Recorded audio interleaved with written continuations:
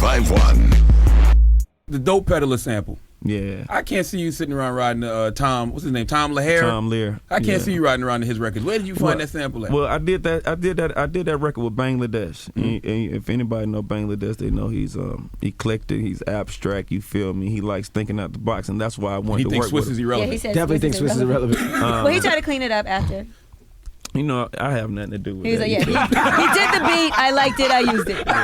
Yeah. We actually did, maybe we did a couple songs together, 3-4 songs. And Dope Peddler was one of those songs that just gave me that, I just was tickled by it at first. And he was telling me all the artists that he played it for, and they were scared of the beat. And so like I do most producers, when they play a beat that I like, I go in and do a song right in front of their face so it could be something they could talk about. It'd be just one of them things. I do that with every beat that I like in front of the producer. I go in, especially if I never worked with them before, because I know they can go back and be like, yo, this, and he just went in, you feel me? So it was something that came up. I'm like, I'm ready, you know what I mean? And I went in, and he just thought he just thought it was jamming. And so, after going back and listening to the whole sample, and then doing the research on it, that dude was like, not trying to really get the reaction that he did when he made the Dope Peddler or whatever. And it just started getting negative reaction. He felt bad or whatever. And just said that you have my absolute MF permission to use my song. I don't want any money for it. What? All I want is 2 autographed copies of the CD. So was he a fan? He was a fan. He's 50-some years old. Wow. He's a professor. Wow. He's white, and he's absolutely aware who 2 Chainz is, which I was like, wow. And he didn't charge me nothing for the sample. Like, that's unheard of. He don't want any pub, anything. So I was like, that's something that's just, on the other hand. Lawyers got that contract tight. Look, you cannot come back later on and ask for They was like, Def Jam was like, let's sign this now. He might be on something. Like, you know what I mean? Because they like, let's just get the sign right now. You know what I mean? And so, it happened, man. So, it was just something to put on an album. I felt like, when you make a mixtape, sometimes you have mixtape songs, then you have songs, this is some album joints. The trending topic, 2 Chainz lines, the 2 Chainz bars, whatever it was. Where was you at when your phone was buzzing off that? And did you steal any of the tweets for your? Some of them are pretty good. Some of those 2 Chainz lyrics are pretty good. I was somewhere not looking at Twitter. not even. I take days off, and these days I was just looking at it because one, I was thinking, wow, this is getting crazy. 2, I don't want to look at nobody's stuff and they think I'm biting their stuff because I love trying to be original and come up with my own things. 3, I think it's so cute that you can come up with these 3 or 4 lines. You're going to do your 3/16s, a hook, and pick you a nice beat to go with it, and then you'll be working on something. So it was a few things, but I didn't get mad.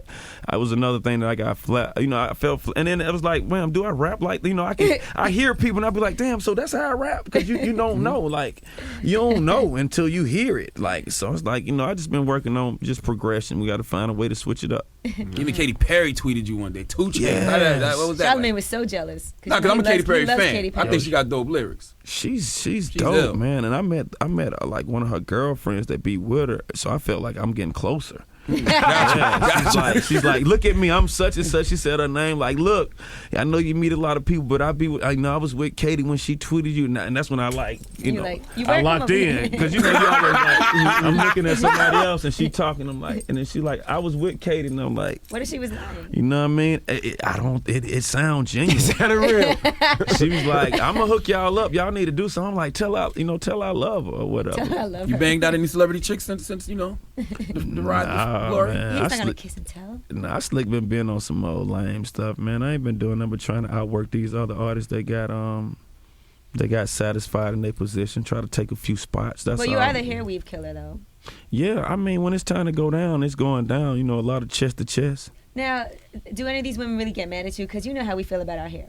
And you pulling these women's weaves out, and those are expensive. Yeah, I'm learning. He paid for it. You pay for it? If you mess up somebody's weave, will you pay for it? Yeah, but it's expensive. I don't like for real. Once it's over $600 and $700, I'm trying to figure out. It's like a G now, fam. Yeah, that's crazy. It's like a G, that's fam. crazy. The hair costs like $400. Like, fam, you better wrap that up before we get fam. back. It's like the hair costs $400, and to get it done costs another $400. And then she got to go and get it done. Nah, hell no. You better wrap that up. It's not cheap, fam. And it's like I almost commend women that pay $1,000 to get their hair done because you slick ball. You slick That's some red bottom. bottom. That's buying bottles. You slick ball. Yeah, you slick. Somebody's buying it. Yeah, you like that. So for me, you try to even. So let's just wrestle it out. You don't want to do like 3 or 4 a week. You be like paying some mortgages, 4,000 or 5,000. You know what I'm saying? Or maybe just pull one track out. You ain't putting in no work if you pull one track out. Yeah, you gotta. It's all about the. All right. How has the passing of your father affected you personally and professionally? I hadn't cried since the 90s until he passed. I remember him being like, my dad is a superman, like ultimate man. I found a notebook of, that he wrote of things that he just talked to God about, of things that he thought men should have, and it was things like land and a companion, and he had went through and checked them off before he passed, and there was a few things in there he was saying like, he didn't want to die in a hospital, which he did. You know what I'm saying? He was saying things like he didn't want to be a burden on anybody, and my dad been in prison for a long time, majority of my life anyway. You feel me? And so just his last days was just rough for me for different reasons, because I was learning things as it happened. My dad is like, he's an ultimate dude, like I said, an ultimate man, but he has like secrets, and I guess that's where like I get it from. I'm an only child. I don't have best friends, so it's like things I've done that I hadn't told anybody, like only God knows, you feel me? And so to this day, I'm just like, my mom went in the safety deposit box yesterday, and we found out that he has a like he got out of prison about 8 years ago, right? And I picked him up from prison, boom, you know what I mean? I'm rapping 8 years ago, but of course I'm not doing this. And I'm like, what's up? I took him to the bank, got us a joint account. I took him to Verizon, got him a phone, you know what I mean? Still got the same damn flip phone or whatever. I got him a phone, and so he came, he stayed with me, you know what I mean, before I moved. He ended up staying in the house I'm at now. It's the mansion I just got or whatever. He stayed there briefly, but at this other crib, he was like asking me all these things like, hey man, what you think about, cell phone towers? And I'm like, what? And he was like, might need to get a cell phone tower. So I'm like, man, get no damn cell phone tower in my yard, fool. Like, you tripping, man, And then my main thing was trying to tell him, like, this is not your house, bro. Right. You know what I'm saying? Like, I need you to understand, I don't, like, some of the things that you want, I don't want. You feel me? And so he had done all this research about, if you had property with cell phone towers on it, you can get some kind of money that we trying to learn off of. Anyway, my mom went in the safety deposit box, found that he owns 2 acres somewhere. We don't know where these acres are, and he's about to get this cell phone whatever put up, and we don't even know who to talk to or anything, you feel me? So it just was real abrupt, you know what I mean? It just happened. I actually talked to him. He like the nurse was telling me he was about to pass, like, maybe 3 or 4 minutes before he did. The whole experience, like, I never been through anything like this before. I just, because I'm on the road, I'm doing shows. Right. I canceled like a week of my shows. I probably, gave back maybe 80 to 100,000. I didn't care. I didn't even give a damn. It was like, fans was getting on Twitter, making up, accusations that I would actually lie about having a sick father. You feel me? And I just felt like it was important for me to spend time with him. I felt like he still had some things he wanted to tell me, some things we were supposed to do together, and it just really showed me, like, when it's done, that's just it. You feel me? Like, I couldn't, like, I talk to my mom all the time, like, that's just it, huh? And I try to speak on him every day, because he always saying something, like, he affected everybody, like, everybody he ran across. People that don't know will still be like, what's up with Pops or whatever, you feel me? And I just have to be like, Pops, left me last month. I always say left me, even though, I hope, God don't get mad. But I'd be like, he really left me, bro, because I was talking to him, and I'm like, he like, the night before he was put on the breathing machine, I had a show in Savannah. I sent my tour bus to Savannah, and I got a driver. So I was like, I'm just going to get my driver to take me and security down. We'll be down there, late. So I'm with Pop, and he has this breathing thing on that he just keeps trying to take off his face like a mask. You feel me?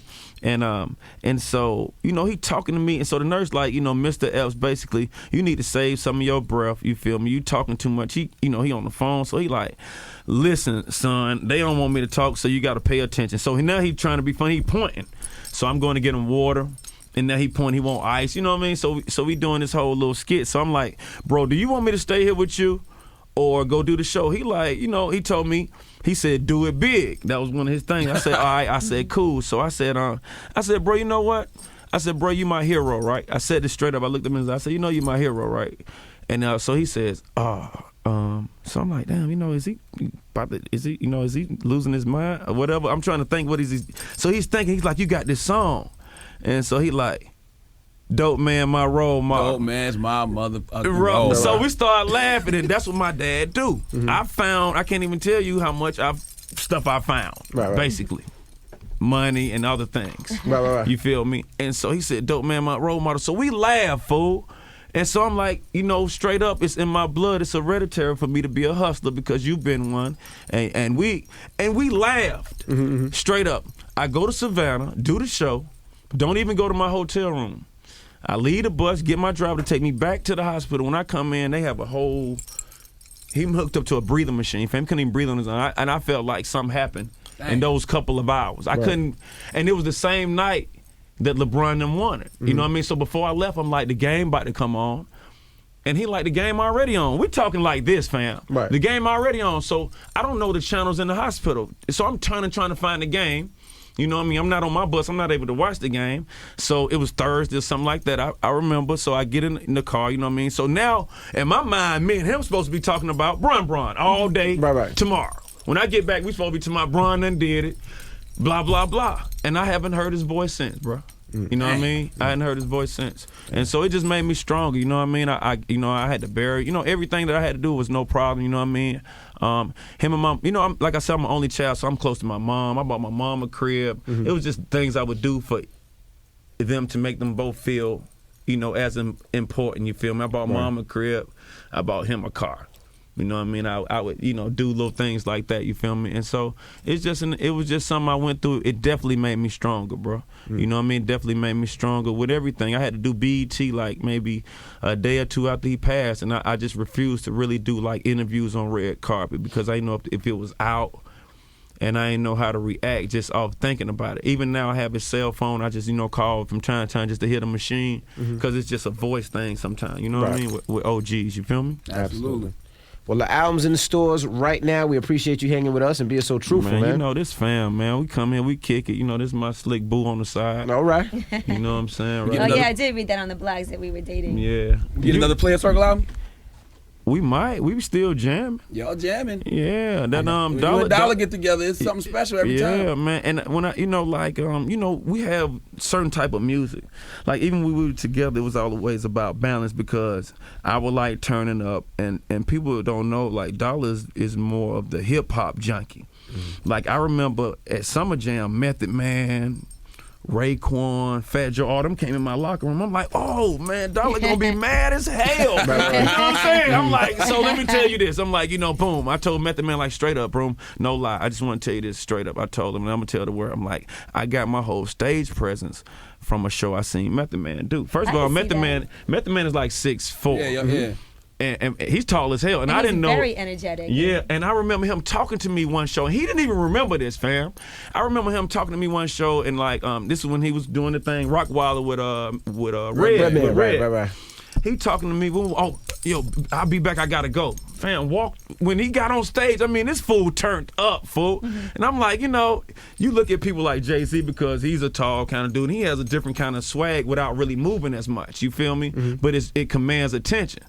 And so artists, we all look at different people's stage presence to try to really develop our own, you feel me? And I can really attest me just, you know, always having energy going from turning up off Method Man, fool. And I told him that, you know what I mean? Straight up.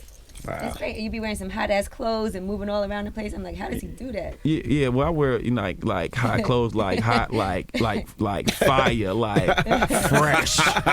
You know, like material wise, like, you know, I got a good thing for fabric picking. You dig? You know what I mean? It may. I done ran into 2 Chainz in the mall. You know what I'm saying? Yeah, we have in YSLs and Versace's and things. And let me find out y'all shopping together. 'Cause y'all is making eyes at each other. Man. I see you behind them shades, yeah.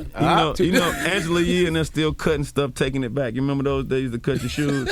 How this happened? I'm gonna need I only had these. Tried to clean the bottom of them. Absolutely. That was in the Timberlands Not back me. then. You cut them on the side. Try to, Like, yo, it was like that. yo, and then try to explain how you did it. I think I was just, you know what I'm saying? Boom. But nah, man, she been down with my campaign since day one. She, tweeted, Charlamagne, for real, U2E. They been down with my campaign. That's why I like coming here. I always feel comfortable. I see how y'all murder every artist that come in here. Every artist that come in here is like, I know they feel like they about to get slayed, and I just want to let y'all know every time I come here, I just feel comfortable. I feel like we're gonna kick it. We really don't have nothing bad to say about you. Yeah, nothing to really grill you about. Nah. Yeah, well, that's cool. You know, too. you need a scandal. No, I don't. All you need is keep making that great music. You be fine. man. You don't need no scandal. No, let me create something. Hold boy. on, we're gonna put this As together. long as you have your name in it, then we're gonna ride. Oh, we're gonna boy. ride this. We're gonna ride this roller coaster together. For real. Breakfast Club on Power 105.1 and 2 Chainz. Titty 2 necklace.